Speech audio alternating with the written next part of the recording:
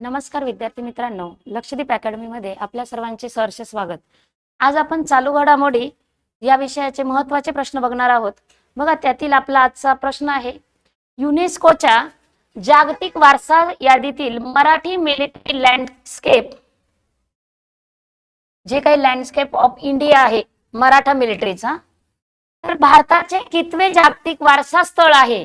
जे जागतिक वारसा स्थळांची यादी आहे त्याच्यामध्ये मराठा मिलिटरी लँडस्केप ऑफ इंडियाचं कितवं स्थान आहे हे विचारलंय।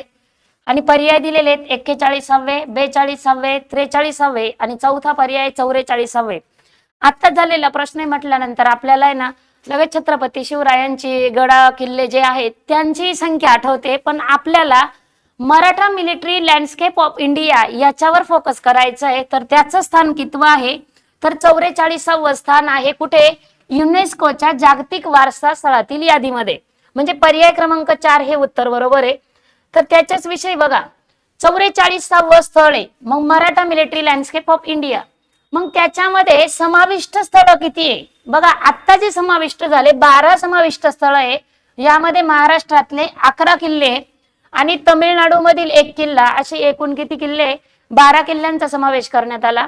त्याच्यानंतर भारतातील एकूण स्थळे सांगितलंय, तर भारतातील एकूण स्थळ किती आहे? 44 जागतिक वारसा स्थळ असून किती आहे? 44। त्यापैकी सांस्कृतिक किती आहे? 36, नैसर्गिक किती आहे? 7 आणि एक काय आहे? मिश्र स्वरूपाचं, अशी आपली टोटल होते एकूण 44। म्हणूनच बघा, आपल्या ह्या प्रश्नाचं उत्तर कितवं होतं? पर्याय क्रमांक 4 डी 44वे। नेक्स्ट, पंतप्रधान धनधान्य कृषी योजनेला केंद्रीय मंत्रिमंडळाने कधी मान्यता दिली? जी काही आपली धनधान्य कृषी योजना आहे त्याची मान्यता कधी मिळाली असा प्रश्न विचारला आहे। आणि पर्याय दिलेले आहेत 15 ऑगस्ट 2025, सेकंड पर्याय दिलेला आहे 16 जुलै 2025, 20 सप्टेंबर 2025 आणि पुढचा दिला आहे 15 डिसेंबर 2024। तर इथे धनधान्य कृषी योजनेला मान्यता 16 जुलै 2025 ला मिळालं, म्हणजे पर्याय क्रमांक 2 हा अचूक उत्तर आहे। 15 ऑगस्टला आपला स्वातंत्र्य दिन असतो हे आपल्याला माहितच आहे। नेक्स्ट आहे पुढचा प्रश्न, निसार मिशन हा कोणत्या 2 अंतराळ संस्थांचा संयुक्त प्रकल्प आहे? निसार हे एका प्रकल्पाचं नाव आहे, पण ते विचारले आपल्या कोणत्या 2 संस्थांचा संयुक्त कंबाईनपणे त्यांनी सुरू केलेला प्रकल्प आहे। पर्याय दिलेले बघा, नासा, इस्रो, तिसरा पर्याय दिलाय वरील दोन्ही आणि चौथा पर्याय दिलाय जाक्सा। तर याचा बघा, जो काही निसार आहे ना, तर तो नासा आणि इस्रो या दोन्ही संस्थांनी मिळून सुरू केलेला संयुक्त प्रकल्प आहे। म्हणजे 1 आणि 2 हे दोन्ही बरोबर आहे। मग आपल्याला तिसरा पर्याय दिलेला आहे काय? वरील दोन्ही, म्हणजे इथे अचूक उत्तर काय येतं? वरील दोन्ही। पण आपल्याला जर संयुक्त ज्या संस्थांनी सुरू केलाय प्रश्न विचारला तर नासा आणि इस्रो यांचा कंबाईन होऊन कोणता प्रकल्प आहे? निसार। बघा, त्याच्याच विषयी आपण माहिती बघू अजून, की निसार जे मिशन आहे ते संयुक्त प्रकल्प चालू केला आहे, तर त्याच्या 2 संस्था कोणत्या? बघा, निसार मध्येच आहे। हे निसार म्हणजे पहिलं कोण आहे? आपला नासा, आणि जे इसार आहे त्याला काय केलंय पुढे? इस्रो। म्हणजे या 2 नावांवरूनच काय नाव तयार केलेलं आहे त्या प्रकल्पाचं? निसार हे नाव तयार केलेलं आहे। बघा, रॉकेट कोणता आहे? तर GSLV F-16। पुन्हा लॉन्च तारीख काय होती याची? कधी लॉन्च केलंय? तर 30 जुलै 2025 ला त्याला लॉन्च केलंय। आणि ते कुठून केलंय? तर सतीश धवन जे अंतराळ संशोधन केंद्र आहे आपलं, तिथून याचं लॉन्च केलं आहे, सतीश धवन अंतराळ संशोधन केंद्र। नेक्स्ट, भारतात कोणत्या राज्याने प्रथम क्षयरोग मृत्यू अंदाज मॉडेल स्वीकारले आहे? बघा, भारतातलं प्रथम राज्य विचारले आपल्याला क्षयरोग मृत्यूचा अंदाज मॉडेल स्वीकारणार। पर्याय दिलेले आहेत आपल्याला गुजरात, राजस्थान, तमिळनाडू आणि चौथा पर्याय दिलेला आहे आसाम। तर हे मॉडेल स्वीकारणार तमिळनाडू हे पहिलं राज्य ठरलंय, प्रथम राज्य ठरलेलं आहे ज्याने क्षयरोग मृत्यू अंदाज मॉडेल स्वीकारलेला आहे। मग आपल्याला याच्यामध्ये प्रश्न असा पडतो की जो क्षयरोग दिलाय, इथे आपल्याला परीक्षेला प्रश्न येतो की क्षयरोग, जागतिक क्षयरोग दिन कधी असतो? तर जागतिक क्षयरोग दिन हा 24 मार्चला असतो। 24 मार्चला काय असतो?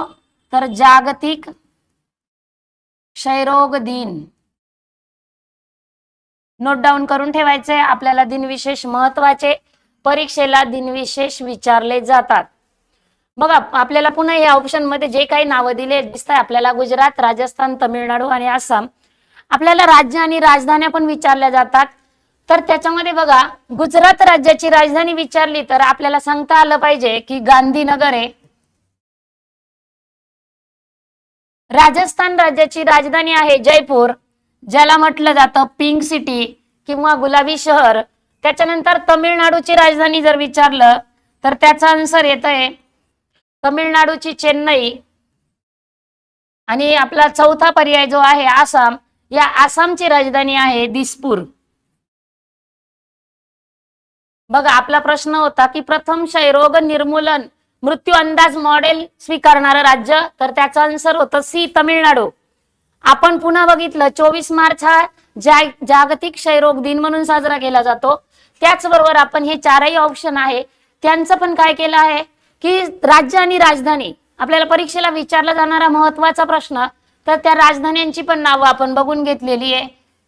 नेक्स्ट, कोणत्या देशाने 2025 मध्ये 17वे ब्रिक्स शिखर परिषद आयोजित केली होती? आयएमपी प्रश्न आहे. जसा हा मागचा आपला व्हेरी आयएमपी क्वेश्चन होता, कारण याच्यावर आपण बऱ्याच प्रश्नांचे आन्सर काढले. बघा इथे हे 4 काढले, पुन्हा राज्य राजधानी. तसा हाही महत्वाचा प्रश्न आहे आपला की आयोजित कुठे शिखर परिषद केली होती? पर्याय दिलेले आहेत ब्राझील, रशिया, भारत आणि दक्षिण आफ्रिका. जे 4 पर्याय दिले आहेत त्याच्यापैकी ए म्हणजेच ब्राझील या ठिकाणी 2025 मध्ये 17वी जी काही ब्रिक्स शिखर परिषद होती ती आयोजित करण्यात आलेली होती. मग ही किती होती? 17वी ब्रिक्स परिषद होती, बरोबर ना? तर मग आता 18वी ब्रिक्स परिषद कुठे? आणि इथे बघा 18वी हा तर प्रश्न आहे आता मी तुम्हाला विचारलाय, पण मग ब्राझील, रशिया, भारत, दक्षिण आफ्रिका हे काय आहे?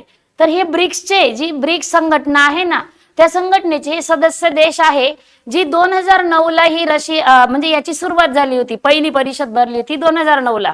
मग त्याच्यामध्ये भारत, त्याच्यानंतर रशिया, चीन आणि जे काही आपलं नावं दिलेत हे आपल्या ब्रिक्स मध्ये. पण आपला अलीकडेच एक आलेला नवीन पण देश आहे 10वा, तो म्हणजेच सदस्य देश इंडोनेशिया. त्याने पण या याचं काय केलेलं आहे? सदस्यत्व घेतलेलं आहे. अलीकडेच सदस्यत्व घेतलेला देश कोणता? इंडोनेशिया. आता आपला प्रश्न होता की 18वी ब्रिक्स परिषद कुठे आयोजित करण्यात येणार आहे? तर बघा जी 18वी ब्रिक्स परिषद आहे ती 2026 ला होणार आहे. कधी? 2026 ला. 2026 मध्ये इथे म्हटलंय 18वी ब्रिक्स परिषद. आणि मग ती होणार आहे कुठे? तर भारतात. 17वी कुठे होती? ब्राझील. आणि 18वी कुठे होणार आहे? भारत.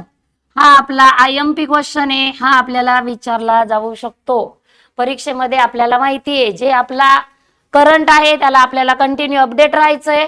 माझी आजी आत्ताच घडून गेलेलं आणि पुढे कुठे घडणार आहे ह्या पण गोष्टी आपण लक्षात ठेवल्या पाहिजे. 17वी जर ब्राझील मध्ये झाली आहे तर 18वी कुठे होणार आहे?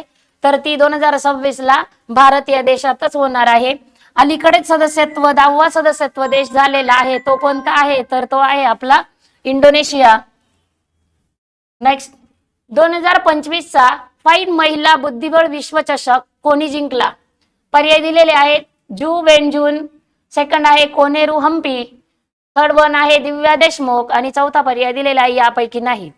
बघा तर याचा उत्तर आहे दिव्या देशमुख. जो 2025 चा फाईड महिला बुद्धिबळ विश्वचषक आहे तो दिव्या देशमुख यांनी जिंकलेला आहे. म्हणजे पर्याय क्रमांक 3 हे अचूक उत्तर आहे. बघा नेक्स्ट आपल्याला प्रश्न विचारला आहे पुन्हा, 2025 च्या राष्ट्रीय चित्रपट पुरस्कारांमध्ये कोणत्या चित्रपटाला सर्वोत्कृष्ट चित्रपटाचा पुरस्कार मिळाला? आणि पर्याय दिलेले आहेत जवान, वंश, पार्किंग आणि चौथा पर्याय दिलेला आहे 12th फेल. तर जो 12th फेल आहे 4 नंबरचा ऑप्शन, हेच या प्रश्नाचं उत्तर आहे की इथे ह्या 12th फेलला सर्वोत्कृष्ट चित्रपट पुरस्कार मिळाला 2025 च्या राष्ट्रीय चित्रपट पुरस्कारांमध्ये. मग याच्यावर प्रश्न अजून काय विचारला जातो? जो 2025 ला राष्ट्रीय चित्रपट पुरस्कार सोहळा झाला हा कितवा होता? तर तो होता 71वे राष्ट्रीय चित्रपट पुरस्कार. राष्ट्रीय चित्रपट पुरस्कार. आपल्याला हे आकडे लक्षात ठेवायचे, विचारले जातात. मग 71व्या राष्ट्रीय चित्रपट पुरस्कारामध्ये कोणता सर्वोत्कृष्ट? 12th fail. बघा आपण प्रश्न त्याच्याशी रिलेटेड असलेल्या पर्याय याच्याशी सर्व संबंधित प्रश्न बघतोय आणि ते बघणं गरजेचं आहे. जेही काही बघा आपण प्रश्न बघतोय याची जर आपल्याला पीडीएफ पाहिजे असेल, हे सगळे या प्रश्नांची पीडीएफ आपण आपल्या ऍप मध्ये दिलेली आहे. आपलं लक्षदीप अकॅडमी नावाचं ऍप आहे आणि त्याच्यामध्ये चालू घडामोडी या विषयाच्या सर्व सखोल प्रश्नांची पीडीएफ दिलेली आहे. आणि या अगोदर आपण 800 ते 900 प्रश्न ऑलरेडी या ऍप मध्ये ऍड केलेले आहेत. अजून येणारे सर्व प्रश्न, सर्व महत्त्वाचे टॉपिक्स डिटेल मध्ये बघणार आहोत. जर तुम्हाला अशा या सर्व प्रश्नांची पीडीएफ पाहिजे असेल तर आपण मी तुम्हाला जो नंबर देते त्या नंबरवर कॉन्टॅक्ट करू शकता. मेसेज करा, आपल्याला पीडीएफ किंवा ऍपची लिंक आहे ती पाठवली जाईल. 8329 त्याच्यानंतर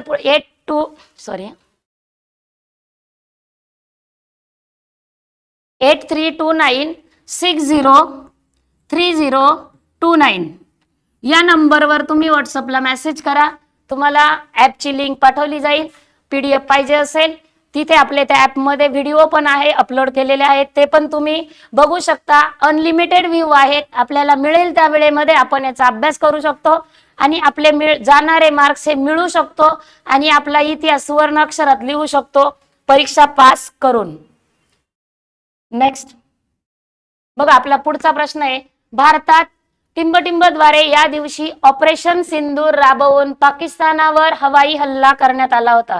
बघा पाकिस्तानावर जो हवाई हल्ला करण्यात आला तर या दिवशी ऑपरेशन सिंदूर राबवलंय असं विचारलंय. तारीख दिलेली आहे बघा 22 एप्रिल 2025, 7 मे 2025, तिसरा पर्याय दिलेला 8 मे 2025 आणि चौथा आहे 10 मे 2025.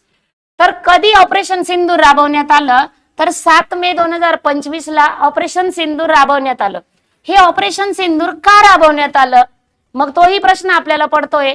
तर तो पडतोय म्हणजे माहिती आपल्याला की 22 एप्रिल 2025 ला आपलं जे काही पहलगाम आहे, या पहलगाम या ठिकाणी दहशतवादी हल्ला केला होता, बरोबर.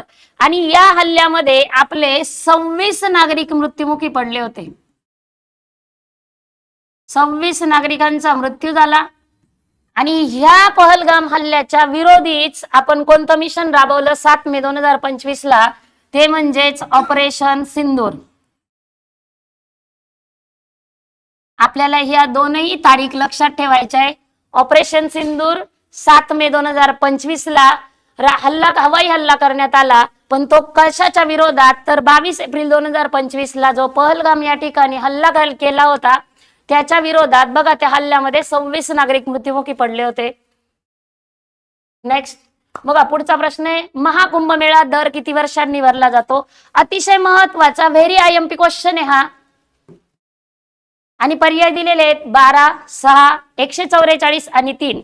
या प्रश्नाचं उत्तर तुम्ही मला कमेंट बॉक्स मध्ये पाठवायचंय. अशाच सर्व प्रश्नांचे आपण डिटेलमध्ये सर्व ऑप्शन क्लिअर करणार आहोत. पुन्हा अशाच नवीन व्हिडिओ सोबत, नवीन प्रश्नांसोबत आपण भेटू. तोपर्यंत धन्यवाद.